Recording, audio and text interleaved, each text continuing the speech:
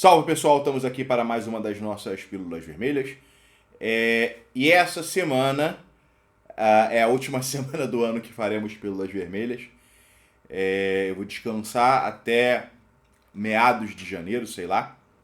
Meados de janeiro, final de janeiro. Enfim, eu volto em janeiro, né? Essa de hoje não é a última de 2025. Eu vou tentar fazer todos os dias dessa semana, com exceção de sexta, porque sexta eu tenho um outro compromisso. Então, de segunda a quinta teremos Pílulas Vermelhas, quinta será a última. Hoje nós vamos conversar brevemente, por favor, brevemente, sobre o espólio do Bolsonaro, essa candidatura do Flávio Bolsonaro, e temas correlatos. Não sobre as eleições em geral, não sobre outras candidaturas, mas basicamente essa questão aí do espólio do Bolsonaro. Mas vamos lá. Aqui, obviamente, eu vou me apoiar não apenas nas minhas próprias reflexões, mas também em coisas que eu vi sendo comentadas por excelentes analistas também, por aí vai. Né? Mas eu tenho minhas próprias opiniões em relação a esse tópico. Vamos lá. Quando você tem um movimento populista, um movimento que pertence a esse fenômeno político contemporâneo, internacional, que passou a ser chamado de populismo, neopopulismo, passou a ser chamado assim principalmente pelos centros de estudo vinculados a determinadas universidades euro-americanas.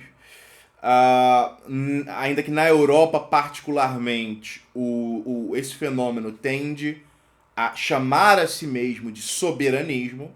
É um nome razoável também, mas eu também não vejo populismo de uma conotação negativa. Ele tem uma conotação negativa aqui no Brasil por conta de uma hegemonia intelectual, acadêmica, uspiana, que demoniza, né, esses fenômenos ditos caudilhescos do nosso continente, especialmente esses que se desdobram no século XX, atribuindo a ele esse termo populismo como sendo um tipo de política que é conduzida sem estratégia, sem objetivos, né, sem uma doutrina, né, ou sem uma fundamentação ideológica, e tão somente surfando em sentimentos populares momentâneos. Tá? De modo geral, é dessa maneira que se vê e se classifica esse fenômeno do populismo. Mas, enfim, quando se lida com esse fenômeno do populismo, e especialmente quando um líder populista é derrotado nas urnas, ou de alguma outra maneira é preso, etc, etc, as forças do establishment, especialmente através do seu clero, né, do seu porta-voz, aqui quando eu falo em clero, é óbvio que é uma analogia feita muito competentemente pelo Diego Fusaro, né, pelo filósofo italiano Diego Fusaro, especialmente na obra Globalização Infeliz, que tem na minha editora, comprem, né, Globalização Infeliz do Diego Fusaro. É uma analogia que ele faz entre a ordem contemporânea e uma espécie de paródia do feudalismo, paródia essa na qual jornalistas especialmente, mas também os acadêmicos, desempenham uma função análoga do clero no medievo, né, na Idade Média. Mas enfim, quando há uma derrota do populismo, quando um líder populista é derrotado, seja pelas urnas ou pelo lawfare, por outros meios, o clero logo anuncia a morte do fenômeno populista em questão. Okay? Morreu aquele fenômeno, voltou a velha política, voltamos à normalidade.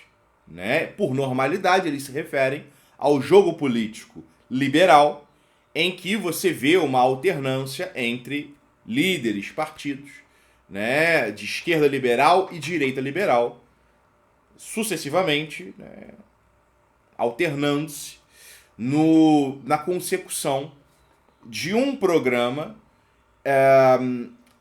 que em sua maior parte é compartilhado.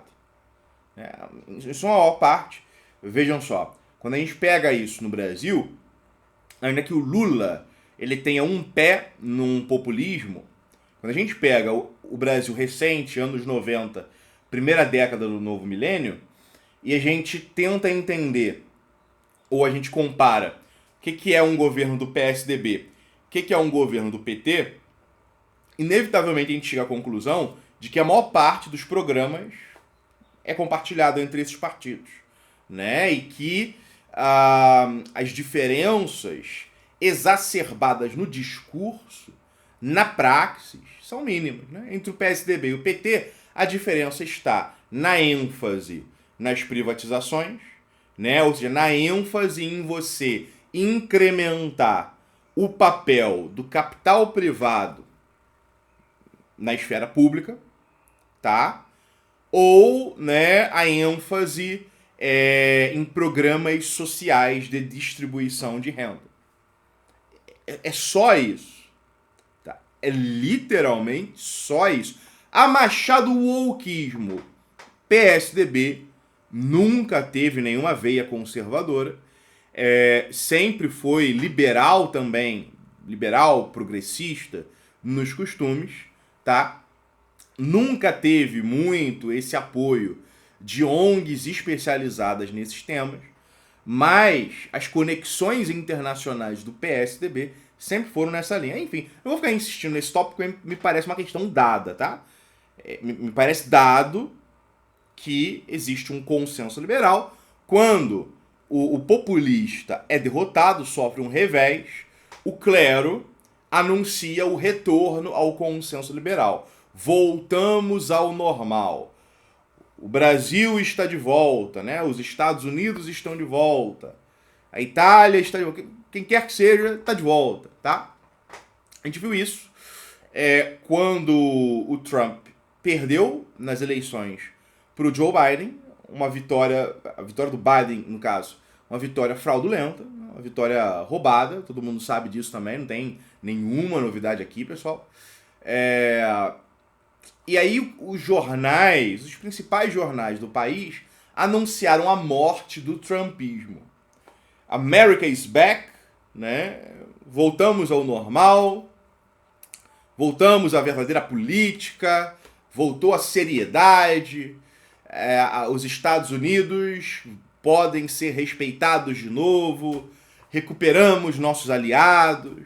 Todo esse lero-lero idiota, acéfalo, né?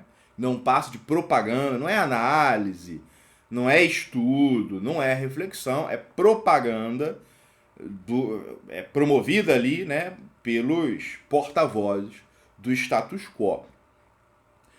Se, por exemplo, o Viktor Orbán cair, for derrotado eleitoralmente, qualquer coisa, ele vai ver a mesma coisa. Morreu, né, o urbanismo, por assim dizer, na Hungria. Voltamos ao normal. Hungria volta à Europa, né? Como se a Hungria tivesse, sei lá, colocado jatinhos, né, por baixo ali no seu subsolo e ido para o espaço, ido passear, né? Saiu da Europa.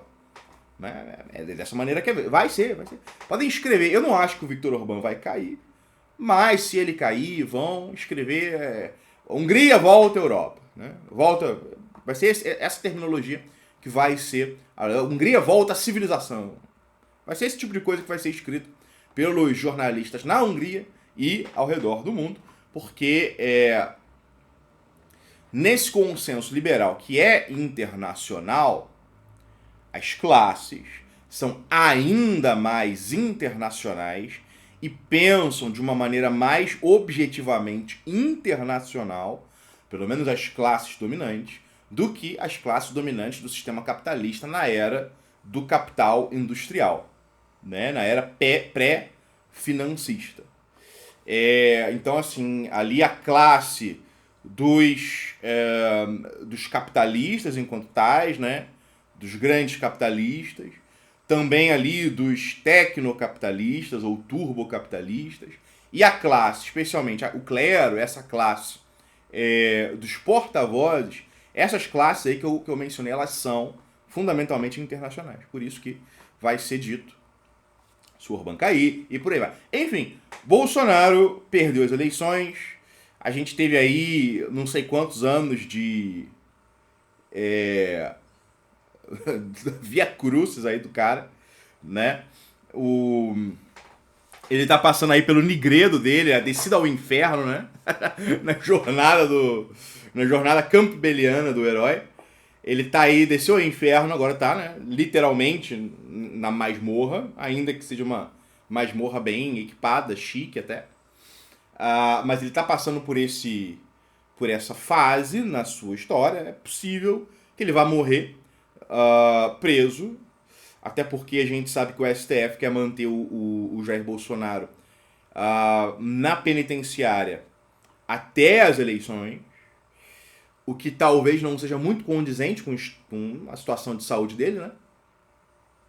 Mas enfim, ele tá aí nesse período, nessa fase. E ao longo desses anos, desde a derrota do Bolsonaro, e também com uma certa ênfase nesse período aí da condenação, e especialmente após o início do cumprimento da pena do Jair Bolsonaro, o clero, né, da ordem globalista, tecnocapitalista, turbocapitalista, etc, etc, brasileira, todos eles anunciaram, morreu o bolsonarismo, acabou o bolsonarismo.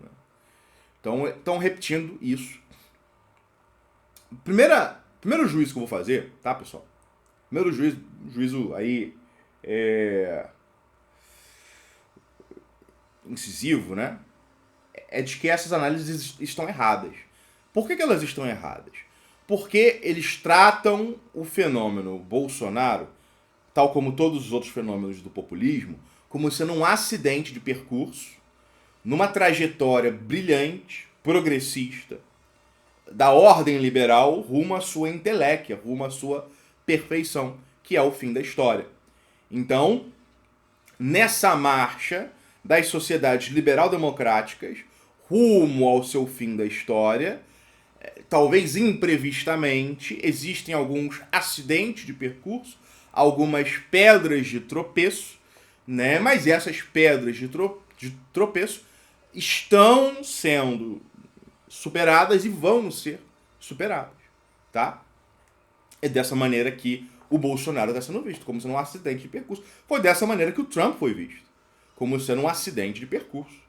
Né? A história brilhante, magnífica, magistral da civilização ocidental, da civilização liberal-democrática, encontra no Trump um pequeno obstáculo, um pequeno acidente, mas logo o supera, né? um soluço, logo o supera e continua sua marcha rumo à perfeição. Né? Imperfeição essa encarnada no velho pedófilo, esquizoide, caquético, né? Insano, Joe Biden, aparentemente. Tá?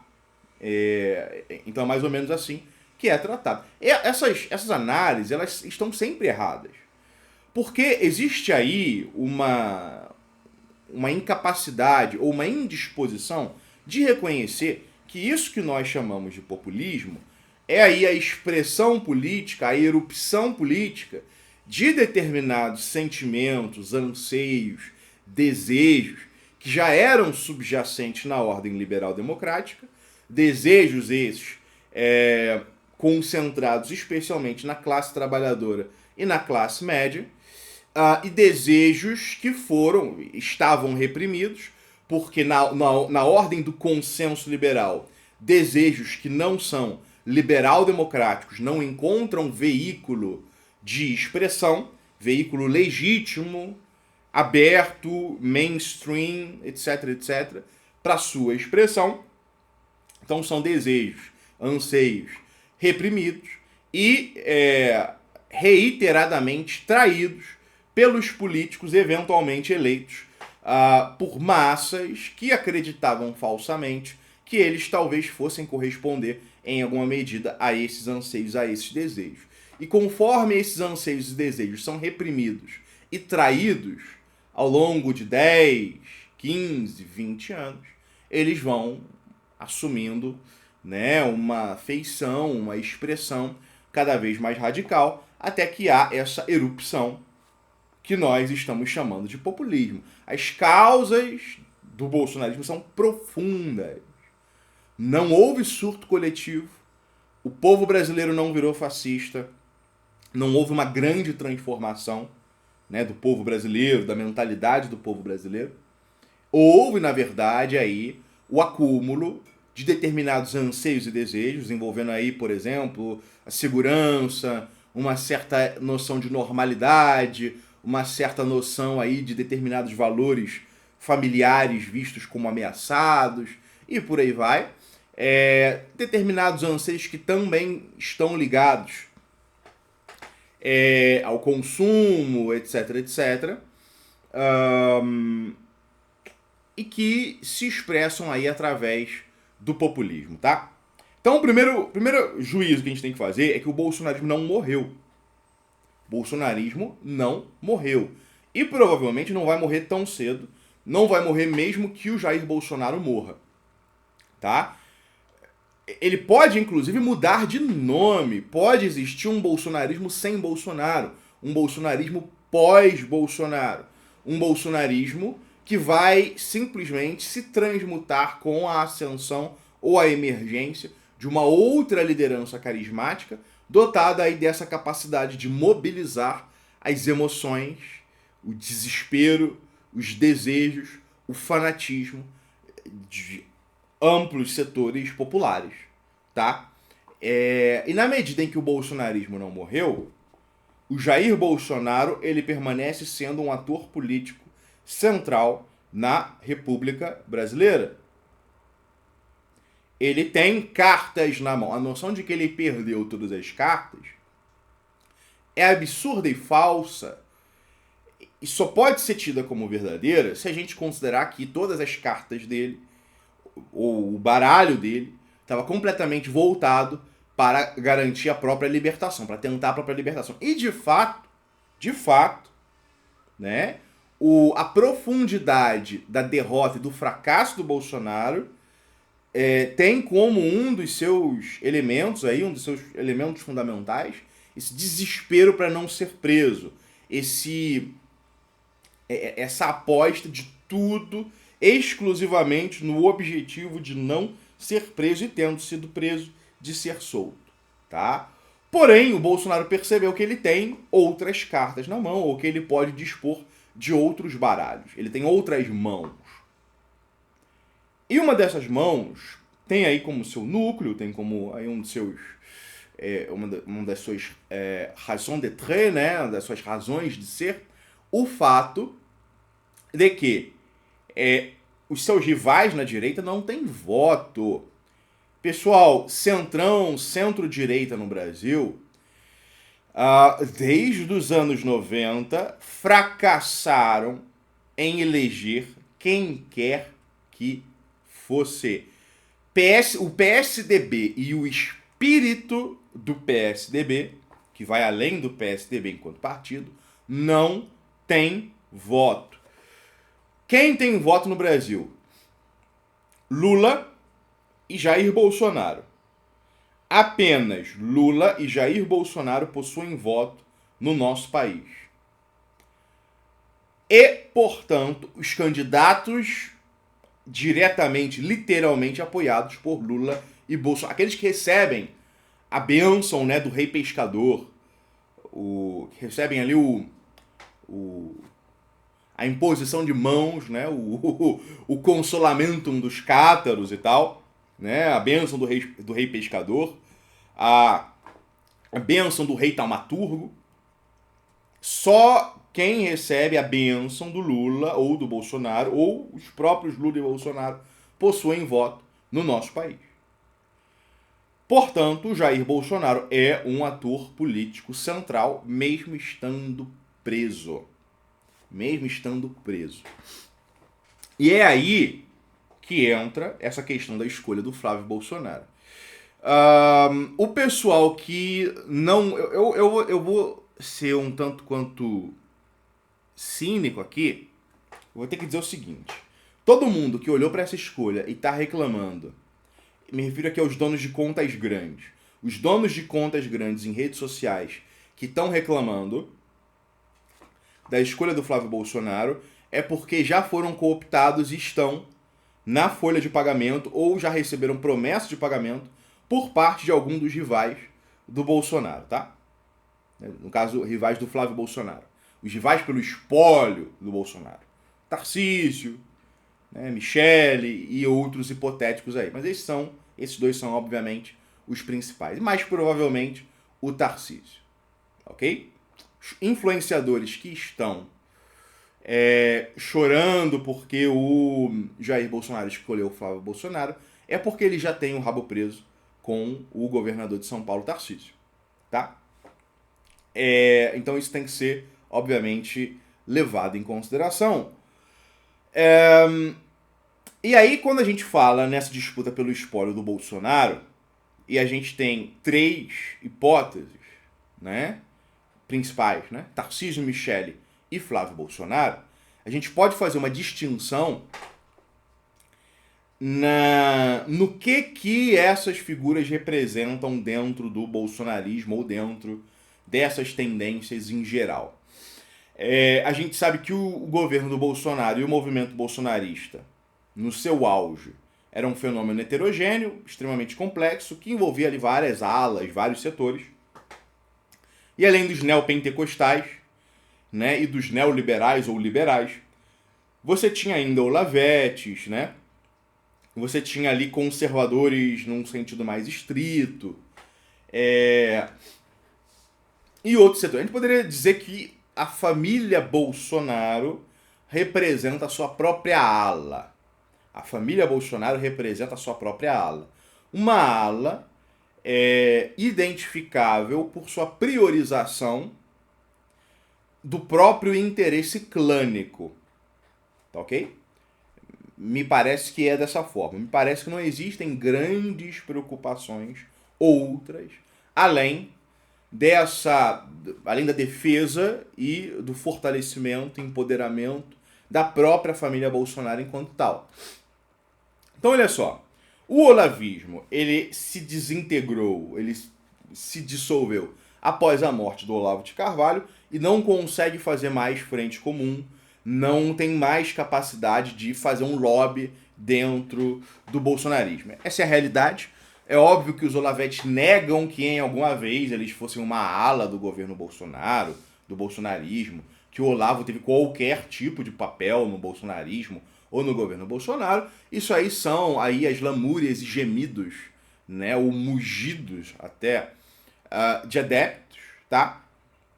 Mas nós sabemos que não é assim. Mas, de qualquer maneira, com a morte do Olavo de Carvalho, o olavismo se desintegrou aí em uma massa de coaches e influenciadores, etc, etc. Todos eles só tendo entendido do olavismo a noção de que se tratava de um esquema de pirâmide ou de algum um get rich quick, um esquema, né, de get rich quick ou coisa do tipo.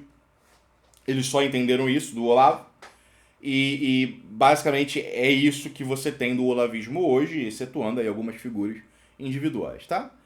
E essas figuras individuais, em sua maioria, também não são muito melhores do que isso. É o pessoal que representa a ala talvez mais esquizofrênica do próprio olavismo. Aquela que vê comunista atrás de toda a porta, que vê a Rússia atrás, embaixo de cada cama, etc, tá? Bem, o olavismo está fora de jogada, e aí você tem outras alas que podem ser expressas com uma certa tranquilidade nessas figuras aí que rivalizam, disputam, mordem umas às outras em busca dessa preservação, preservação não, pela conquista, pela tomada do legado do Jair Bolsonaro. Tarcísio, obviamente, representa o liberalismo, né? A gente mal poderia chamar o Tarcísio de populista, porque ele é uma figura plenamente integrada ao establishment em todos os seus aspectos. Ele não tem uma única veia ou viés contra-hegemônico, tá? Então ele representa um liberalismo sem aqueles laivos de aqueles laivos antissistema do bolsonarismo puro, do bolsonarismo enquanto tal. Enquanto a Michelle representa, né, o espírito judaico-protestante do neopentecostalismo. Né, o judaico-protestante ou judaico-vitoriano do neopentecostalismo. Ela tem o respaldo do Silas Malafaia, basicamente, né, e de um certo conglomerado de igrejas evangélicas. Ela representa especificamente essa ala do bolsonarismo, a ala mais sionista, a ala mais neopentecostal do bolsonarismo enquanto tal. É aquela ala que leva bem a sério, né, o milenarismo neopentecostal e sionista, ok? Então você tem a Michelle representando esse setor. E aí você tem o Flávio Bolsonaro, que representa os interesses clânicos do bolsonarismo. E com ele vão junto muitas figuras de um conservadorismo bolsonarista mais puro, ok? Isso é um fato, né? O conservadorismo bolsonarista não vai apresentar candidato próprio, precisamente porque eles consideram até que o momento atual é um momento conveniente para você tentar construir uma candidatura talvez menos influenciada pelo liberalismo, pelo olavismo e pelo neopentecostalismo. Né? Uma candidatura mais conservadora do que a própria candidatura do Jair Bolsonaro. Se eles vão conseguir isso, não sei. Tenho minhas dúvidas, inclusive. Né? Existem muitos outros interesses em jogo, muitos outros interesses em disputa, mas é basicamente isso daí. Você tem essas figuras representando diferentes setores do bolsonarismo disputando esse legado populista do Bolsonaro. Qual que é o azar do Tarcísio e da Michelle se estamos falando de eleições federais?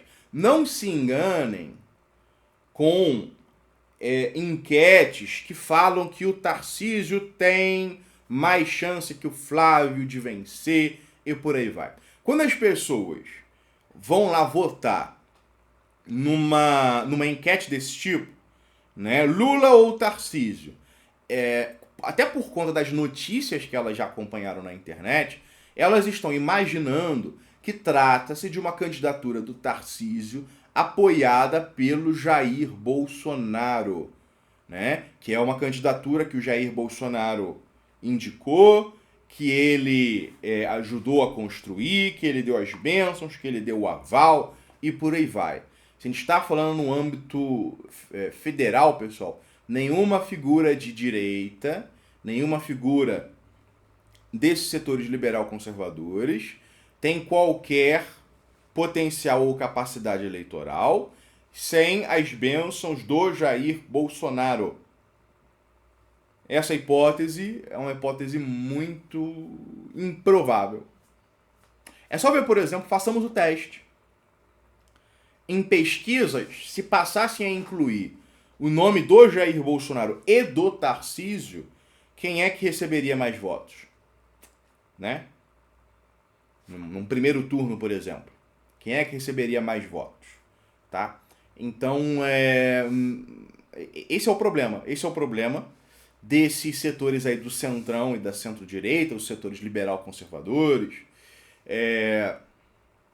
e por aí vai, de uma expectativa uma expectativa que era em relação a essas eleições, em relação aí a uma possível tomada de posição por parte do Bolsonaro, e uma expectativa que foi muito claramente traída, né? Não que o Bolsonaro tenha prometido que ia escolher, por exemplo, o Tarcísio, ou, enfim, a Michelle Bolsonaro, né? O interessante aí, obviamente, é que apesar dessas disputas que isso inaugura, porque aparentemente existe um certo inconformismo em relação a essa escolha do Flávio Bolsonaro, No que concerne a família Bolsonaro, pelo menos, existe uma certa pacificação. E aí, a partir do momento em que o Jair Bolsonaro fechou questão, tomou posição em relação a esse tópico, a tendência é que, por inércia, o Flávio Bolsonaro vá sendo aceito, a não ser que ele ceda. E ao contrário do que tem muita gente falando, ele não cedeu, pessoal. Ele não cedeu. Ele falou que, eu estou disposto a negociar, e aí ele já falou que ele está disposto a abandonar a candidatura se o Jair Bolsonaro puder disputar. É isso que ele falou. Por enquanto que ele falou, né, em relação a essa disposição para ver como vai ficar e por aí vai, é basicamente de que ele sai se o Jair Bolsonaro voltar. Então, não cedeu em nada ainda. Não existe essa narrativa de que o Flávio Bolsonaro está querendo negociar para sair e por aí vai. Isso pode acontecer, mas não aconteceu ainda. Pode ser, por exemplo, que o Flávio Bolsonaro queira negociar, na verdade, uma vice-candidatura, né, na chapa do Tarcísio, etc. Numa eventual chapa do Tarcísio. O que, sinceramente, eu não sei nem se seria vantajoso para o Tarcísio sair agora. Me parece muito óbvio que é mais vantajoso para o Tarcísio deixar qualquer outra pessoa representar a oposição, né, a oposição liberal conservadora, para em 2030 tentar disputar as eleições presidenciais num cenário sem o Lula. Ok? Agora, em relação ao Flávio Bolsonaro em si, pessoal, muito claramente, tem gente falando, não, tinha que ser o Eduardo Bolsonaro. Vocês estão malucos? Né? De uma perspectiva bolsonarista, tá? De uma perspectiva bolsonarista. Os caras são loucos de querer o Eduardo Bolsonaro. O Eduardo Bolsonaro, que é carinhosamente conhecido pelo Lula como nosso camisa 10, porque só faz merda, só faz burrada. O Eduardo Bolsonaro sozinho é responsável por uma disparada na popularidade e nas intenções de voto do Lula ao longo aí dos meses de agosto, setembro e outubro especificamente. Eduardo Bolsonaro sozinho é responsável pelo fortalecimento do Lula e da candidatura à reeleição do Luiz Inácio Lula da Silva. O Eduardo Bolsonaro é sozinho responsável por isso. Vocês querem realmente dar holofote para o Eduardo Bolsonaro para ele ter mais palco, Vocês estão querendo que o Lula ganhe de 90% no primeiro turno? É basicamente isso, né? É esse o objetivo? O pessoal tá cavalgando o tigre? É aceleracionismo, né? Porque é isso que vocês vão ter com uma eventual candidatura do Eduardo. E essa candidatura nunca vai acontecer. O cara tá fora do país. O cara tá com um processo enfiado até no cu. Como é que os caras vêm falar em indicação de Eduardo Bolsonaro para disputar eleições? Isso não vai acontecer. Isso nunca poderia se concretizar, né? O Carlos Bolsonaro é um outro tipo de figura. No seguinte sentido, o Carlos Bolsonaro onde ele tem força é na construção de propaganda, na construção de narrativas de propaganda, né, do bolsonarismo. É onde ele é forte, nesse tipo de trabalho de bastidores e de articulação de propaganda. Não seria um nome ideal, um nome adequado, tá? Aliás, desnecessário dizer, dos filhos do Jair Bolsonaro, o mais sionista e o mais Olavete era o Eduardo Bolsonaro, tá? E aí você tem o Flávio Bolsonaro. Flávio Bolsonaro, contra ele, pesa aquele desmaio esquisito nas eleições. Aquilo ali era para prefeito do Rio de Janeiro, eu acho. Ou era para governador? Acho que era para... Não, era para prefeito, tá. Era para prefeito. Desmaio esquisito, mas passou mal, tava mal já. Isso aí acontece, tá? Isso é uma possibilidade, né? E aí tem várias pessoas que apontam aí para conexões entre o Flávio Bolsonaro e milícia, e X e Y, e etc, etc, etc. Não sei de nada disso. né? Mas ele claramente é uma figura mais tranquila, mais centrada que as outras figuras da família Bolsonaro. Mas vamos dizer, ele não tem carisma. De fato, ele talvez não seja tão carismático, talvez isso possa ser construído, mas não vamos nos esquecer que a Dilma Rousseff, de uma perspectiva carismática, é um poste, né? É um poste. E o Lula conseguiu eleger a Dilma Rousseff, cara. Que tem zero carisma. Zero, zero. Ela tem carisma negativo. Ela tem menos carisma. Ela pegou desenvoltura. Hoje em dia ela tem mais desenvoltura e por aí vai, né? Experiência e tal. Mas quando ela foi eleita, ela tinha menos carisma do que o Flávio Bolsonaro, tá? Então, isso aí isso aí o Jair Bolsonaro consegue. Mesmo que seja um Jair Bolsonaro de papelão, né? Jair Bolsonaro de inteligência artificial e tal, porque não vai poder gravar propaganda, etc, etc. Ainda assim, dá para construir uma candidatura assim com um candidato completamente sem carisma. Carisma zero, carisma nenhum. Então, assim, essa é a situação atual dessa disputa pelo espólio do bolsonarismo. É uma reflexão que é pertinente para essa última semana das Pílulas Vermelhas de 2025, porque isso vai ter um papel fundamental na política do próximo ano. O bolsonarismo ele permanece sendo, eu não vou dizer uma ideologia, mas um sentimento político vivo, e qualquer construção de uma alternativa política no Brasil passa por tentar abocanhar ou surfar em parte desse sentimento político. Porque ele é a primeira erupção de sentimento político oposicionista, alternativo, antiliberal. Pessoal, sempre que eu falo, eu não sei, às vezes eu penso que, sinceramente, o melhor é explodir o Brasil. E um dos motivos é que sempre que eu falo em liberalismo, liberal, antiliberal, vem gente falar alguma coisa de economia. Eu não estou falando nunca de economia quando eu falo em liberalismo ou antiliberalismo, tá, pessoal? Estou falando aí de sistema político, de instituições, de democracia liberal, de filosofia liberal, do pensamento em relação às articulações entre os poderes, papel de judiciário, direitos humanos, neoconstitucionalismo. Isso é liberalismo, pessoal. Liberalismo não é tripé macroeconômico. Ali é liberalismo econômico.